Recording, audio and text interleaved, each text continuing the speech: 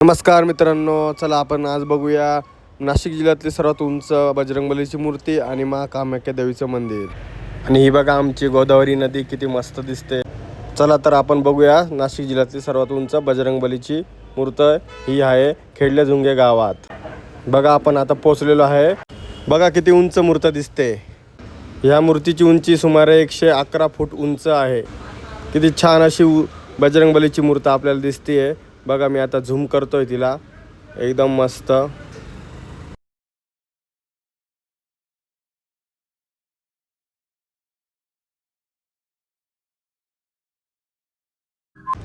गावातून थोडं पुढे आल्यावर गोदावरी नदी दिसते।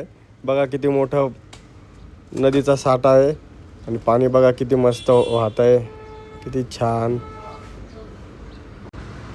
आपण आता चाललो आहे महादेवी कामाख्याचं मंदिर। हे नाशिक जिल्ह्यातील एकच मंदिर आहे। पोचलो आहे आता। हे बघा आपण, हा आहे मंदिराचा बाहेरचा भाग। किती असं छान असं मंदिर बनवलेलं आहे। आता मंदिराचं काम थोडंसं चालू आहे। आम्हाला वाटतं मंदिर चालू आहे, पण हे मंदिर अजून पूर्ण चालू झालेलं नाही आहे। तरी पण चला बघूया। हा आहे मंदिराचा किती भव्य असा मोठा गाभारा। किती सुंदर असं रंगकाम केलेलं आहे मंदिरात। त्याचप्रमाणे इथे काचांनी बनवलेलं मंदिराचा आतील भाग आहे। या इथे एक समाधी आहे। त्यानंतर या इथे माँ कामाख्या देवीचं मूर्ती बसवणार आहे।